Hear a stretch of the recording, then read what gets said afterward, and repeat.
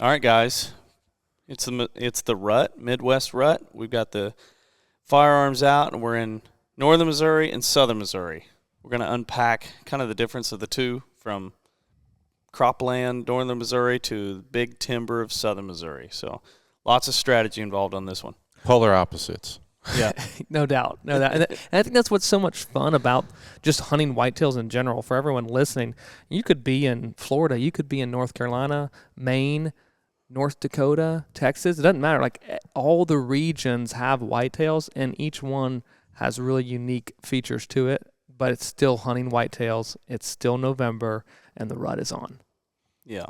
And to me, when we're going to Big Cedar with Casey, you guys were here just a few days prior. Yeah, 3 or 4 days. Yeah. And so when we look at the map of Big Cedar, we're going to kind of reiterate what we've covered in past episodes. But dense cover, big travel corridor, great access. I mean, you are in it. Well, I think like from a consistency standpoint, literally you harvested a buck in here 3 or 4 days earlier with a bow, and now you guys are back in here for obvious reasons, and it produces again. Yeah. I mean, anytime we get a south wind that time of year, it's definitely on the front of our mind to head to Big Cedar. I mean, it's just constantly producing. It's a great spot. It's easy in, easy out. Doesn't do any damage to the farm. And again, over the decoy, and the deer reads the script. It's a fairly quick hunt, but just showing how a great spot can produce over and over and over, year in and year out, if you have it set up correctly. And access being the biggest feature there. Yeah, without the proper access, we can't hunt it as much as we do. Mm-hmm. Yeah, and to be, just in early, as far as within a few days, if the access is bad, you're going to wear it out. You're going to see less deer. But if you do that consistently over and over, within a year, you can have that spot almost completely blown out. So, I just like the consistency though of the deer's responses to the decoy. You guys have proven it, and I know that we're seeing the successful ones. But talk for a second about, like, if there's a potentially negative response around a decoy, like, what technically is that negative response that you guys have seen? Because there is so much success time and time with the decoys, but, like, what's the pros and cons of decoying? Well, it's definitely a risk reward. Mm-hmm. I mean, sometimes we have does blow at it, and it sometimes may clear the field because they're so unhappy with it. Yeah. We have a lot of bucks that will stay downwind of it, anywhere from 50 to 75 yards that don't want to decoy in. But that time of year, you could have the polar opposite experience with does and bucks at 8 a.m. and by 10:30 you have a completely different set come through, and the experience changes. And so you've got to be willing to, potentially have it get tipped over or blown up that we had this happen. And you've got to be willing to accept that of that whole risk reward thing. And more often than not, we've been lucky enough to have better luck than bad luck. Sooner or later, I think that's going to change, but it's just proven itself so often that it is by far my number one favorite thing to do from October 25th, 26th through, call it November 17th, 18th, 19th. Yeah, the timing of decoying, which Greg touched on, is the greatest way to stack the odds in your favor. So, especially with a bow. Yeah, as the rut goes on, those does get really tired of being badgered out of the food sources, right? 1,000%. So the doe numbers that you see moving into these food plots, and that's the number one detriment to a buck decoy, is a high doe density. Sure. So as they get sick of being bumped out of those food sources and just bombarded by the bucks entering, you'll have less and less of them, on a normal feeding pattern. So if you stack the odds in your favor using the timing of the year, you're definitely going to have less doe interactions with the decoy, which is going to lead to a more positive experience. And it's interesting because I've had a lot of people come up to me at seminars or different public locations ask me our success rates, and some people don't have it. And I think a lot of it is because of the pressure of high pressure deer on their farms that they're pressuring. Always on edge. Always on edge, right? Yeah. And we're just the opposite, which is we take a great amount of pride of hunting less, hunting the right days and the right pressure, and not pressuring the spots when it's not in our favor. Yes. And so when we do put that decoy out there, they're like, "Oh, it's go time." Mm-hmm. You know, instead of, riding them. And we don't, it's very seldom we'll put the decoy out several days in a row in the same spot. Sure. Right. Sure. Gotcha. We move it around. Yep. Yeah. So it's by far, come November or October 23rd, 24th, that thing's in the back of the truck constantly in a moment's notice. It's probably usually going to be pulled out. Awesome. Yeah. It works more often than not, but I think you've seen there's 2 hunts on this this video, and one over the decoy, which works great, and then a little bit of a different tactic, which you're employing during the gun season, same time of year, but a little different strategy. And completely different because you're in the timber. Yeah, I mean, if we pull up on X right here, you can see how much timber there is, and then you look, okay, the places that are green, that's fescue pasture. So when you look at closed canopy forest, for the most part in the area, and then fescue pasture, there's very little food. What I find interesting is this part of the farm is you're probably 70% timber block and 30% or 25% open ground. So I mean, this is heavily timbered. Heavily timbered, which a lot of people can relate to, especially out east. Yeah. And lots of timber. Lots of terrain in that timber too. Yeah. So it's not just flat ground. You've got terrain on 200 top to 300 of timber. foot elevation change. Right. So it's kind of almost like a Pennsylvania, almost kind of like a Michigan type, with a huge blocks of timber that you're struggling to find those corridors and traffic ways, which obviously reveal cameras were a huge part of this success. Yeah, and the habitat manipulation and rolling in. Like for us, the thing to note on this is I want people to be encouraged and hopefully relate to the story of this hunt, because 7 years ago on our farm, family farm, just under 300 acres, and then we leased out another big chunk of ground right next to it. So it's about 900 acres total. 7 years ago, we had one buck who was 4.5 or older, and he was about 120 inches. So, you ran cameras a lot during that time frame. I ran a ton of cameras, and it was just like, man, there's just not a whole lot going on. But it wasn't it wasn't unusual for us, because that was just the way of life.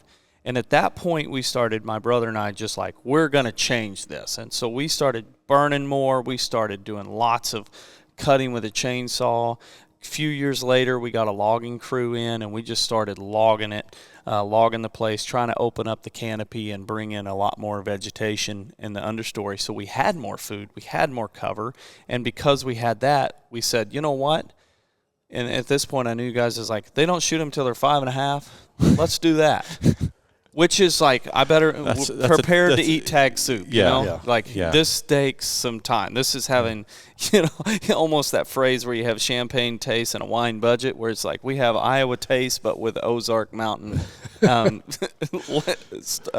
So how did you guys decide, you and your brother decide on the locations where these sets are? Because obviously you decide them based on corridors, and then you did the work around the locations because of access points and wind directions that were going to be in your favor, I assume. Correct. And you try to identify areas that are already naturally wanting to hold deer. Deer already naturally want to bed there because of the terrain. So then you enhance that with some habitat manipulation, and it's like, okay, now I just know where the deer are bedding. We just have to make sure our access and our wind direction is good. And so if we can play those cards right, and there's certain parts of the farm that if a deer gets there and we know they're on camera, we just can't get to them, because we know that the risk is outweighs the reward. And so we just go into these areas, and for example, you see this little spur of this ridge, we put a bedding cut right in there. You can see it just as I draw it out for you. About an acre in there that we've cut, and the stand sets just off of it. So we hunt that the first hunt in that October, this past fall. We had an observation with that buck, and it's just like, you know where the does are, and it's that time of the year, so he's starting to check does, and we knew he was in that area based on the reveal. And so you roll in there, you downwind of a bedding cut, and we put eyes on him. 5.5-year-old buck. We've watched this deer for 3 years go from a decent buck to a little bit better buck to now, okay, he's 5.5. Regardless of the score, he's a target. He's mature. Yep. And so you watch these deer just bounce around on camera, and it's just a cat and mouse game of going, okay, if we can get him close to a bedding cut or a food plot and the wind's right, we're going to move in there. But I think just going back to the main storyline here is like, this didn't happen overnight. Yeah, this is a 7-8 year quest here. Quest into just changing the herd and the landscape. Changing the landscape. And that's where I think a lot of people try to, let's just say they're levers you can pull. Like they focus on one really heavily, really good. But it's amazing the results that you can have when you do both at the same time. And you just double down on both efforts. You're going to have responses like this and responses, even if you are in great areas, right? North Missouri, Iowa. You do those two things, improve habitat, improve age structure, and be really diligent with them. The sky's the limit on what can be produced. And so this is, sure, a 7-year quest, but this is still just the tip of the iceberg for this given property and the way that it's going. There's still a lot of work to be done, but knowing the direction and seeing the positive results so far, it's like next year, how many 3 and 4 year olds were just cruising in and out throughout this the rut? Year was okay. Wow. Next year will be better. The next year will be even better. The next year from that will be even better. Because think about it, we're 90+% forest. I mean, we're probably actually more like 95% forest. Wow. So how do you think in a large you're going to make landscape region? Yes. How do you think, what would be the best approach to saying we want to change everything that's going on? I want what others don't have, so I have to do what others aren't willing to do. Very true. And so if we're looking at 95% timber, we're managing timber. Yeah. And it's impossible for two guys to say, you know what, we're going to go manipulate hundreds of acres of forest. So we brought in the logging crew. And then we started burning. So we cut timber. We started burning. We got all kinds of native vegetation growing up, which is food and cover. And so because we have that, they get to older age classes. So from the time that you sat down and papered this out and I guess brought in the equipment or put the sweat equity into this, is it 7 years ago? Yeah. We started the first logging about 5 to 6 years ago. Yep. So let's call it 6 years ago to now. And I think that's the part that people don't grab or understand, that this is a long game. Yeah. Yes. Habitat is a long game. This is not a 12 or 24-month return. Yeah. In some cases, it can be. You can have positive results, but you're not going to see the full picture, right? Yes. It takes you 3, 4, 5 years because you've got habitat changes, but also got to have age structure. Bingo. And you've got to do both, as you mentioned, at the same time. And then you got to have enough discipline to sit on your hands and let that age structure happen. There's it takes time to make wine, and there's a maturation process with both the habitat, because they have to have growing seasons to let it respond to fire, but then also that same time frame, bucks are just getting aged. And I think a lot of people really look at, hey, well, I'll just back off the trigger and I'll get more deer. But if you don't have the appropriate cover to hold deer during season, those ranges, and we've seen it on this farm in particular, when you don't have the great cover during November timeframe, those deer are really moving and covering a lot of ground, probably then going off your property, encountering other hunters who don't have the same discipline as you. So that's why you have to do both of them, produce the cover to hold them tight, that they're going to want to seek, that the does are going to seek, that then the bucks are seeking them. And then when pressure does come on, because Missouri's gun season is when deer, most of them get harvested, and that's when most hunters are out, they're going to want to go to cover. So it's like, produce the cover, back off the trigger, and let time just be the other aspect or ingredient to the recipe, and now you've got... Delayed gratification is the hardest thing to do. Oh, totally. Because you put so much work in it, sweat equity, and you want to obviously soak those rewards. We all do. And deer hunting and habitat is polar opposite. And I think that's the one thing that Casey and I talk about a lot, is when you think about age structure, right? Regardless of how old you are, you have to look probably 4 to 5 years later. And for me, obviously, I'm like, holy buckets. No, regardless, whether you're 30 and you say you got to wait 4 or 5, that's 35 years that you now are. If I have to wait 5 years, I'm waiting until I'm 40? Yes. Yeah. That's the whole point of this. But that's the game that we've all decided to fall in love with. And that's why it's like, why wait to start? Oh, exactly. You got to start now. You got to start now. There's no better time than yesterday to start this process and this journey, because you're only delaying your success and where you want to be for the instant gratification of the trigger pull on a 3.5-year-old, right? And I mean, that's kind of harsh to say. But once you get to that point, where you've gotten through that age structure, then it's every single year your experience just tenfolds, and it becomes so much more enjoyable. But it's tough mentally to get to that point. For sure. No doubt. So let's get into some of the hunt details real quick, because there is a lot of other habitat features that made this possible. You didn't talk about food at all. You've been talking about improvement of the timber structure and so forth. But I'd like to know what you did around here, and is there any water nearby? Yep, there's a water hole next to this food plot. So, and the reason we don't talk about food plots is because we want to emphasize that this is timber. And so you got to manage the timber. And you start with that base of bedding. Tremendous amount of woody browse. Yes, tremendous amount of woody browse. And every time we burn, we get lots of forbs, broadleaf plants. And so that's additional forage. And then we add the food plots to us are the ice cream plants, where it's just like that's the attraction to draw them into these areas in daylight. We hope that if we don't plant a single food plot, there's still plenty of forage on the landscape. And that's because the soil type's not the best. Is that correct?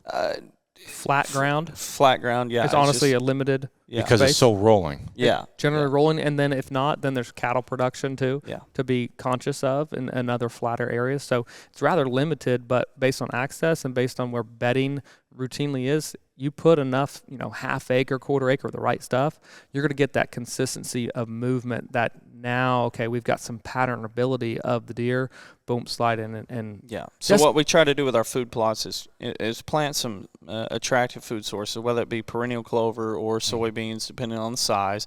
In this one, when you watch the hunt, the food plot looks pretty miserable because we have incredibly dry September, and it's been like that the last 5 or 6 years. And so, the food plots don't look great until later on in the fall when we actually start getting rain. But, you take a food plot and you're like, okay, perennial clover, let's try to add a water hole close by. And most importantly, I love to put mock scrapes in those food plots and monitor them with a reveal camera, because it's like whenever – and the other thing to note is if there is multiple scrape limbs around the plot, I always cut those down. I give them one option. So when they come to that food plot, they're working the scrape I want them to work. And more intel to that one location. Yeah. And so in this case, I had a Tacticam down the hill next to the bedding area and a Tacticam up in the food plot, knowing this is one of the 5.5-year-old 10 that I ended up harvesting. This is one of his favorite areas. So when he shows up, I know it. And that day that we harvested, as I mentioned on the video, brother and I, we had a wedding to attend. It was like, he showed up at like 1:06. We wanted to go straight to the stand, but we had other family commitments, and we got in there a little later, but we were – So what also is interesting is that reveal camera picked up that deer was headed towards the cover, right? So he was headed away from the location in which you guys chose to sit, but you had to go there based on the wind, and he went, checked bedding, probably rested in that dense cover, and then made his way come back to that scrape and work that scrape, check the food plot, put eyes on it, and then continue on. Yeah. And, it's rifle season, but ended up shooting that deer at 30 yards. It's kind of like a lot of our sets, even though we're rifle hunting, that we're still hunting bow sets. When you're in the timber, they typically are close. Exactly. So I put that's where the Tacticam was when we captured him chasing does. Sure. So it's like – middle of the day, he shows up on there. You know they're around that dense cover, and they're going to be hanging there tight. And then so right before dark, he stood up and he walked to the top of the hill, and that's when we got him. I think it's just a great story of just commitment, discipline on the land aspect of it, make it the best you can. And same thing with passing deer. If you have more older age class deer on the landscape, you're going to increase your odds of encountering them, right? It's just that simple. It's a numbers game. You're working towards that, and then finally mid-November they're on their feet, moves, and you capitalize. All right, so we just unpacked the entire hunt, but if you want to watch that hunt, check out the link.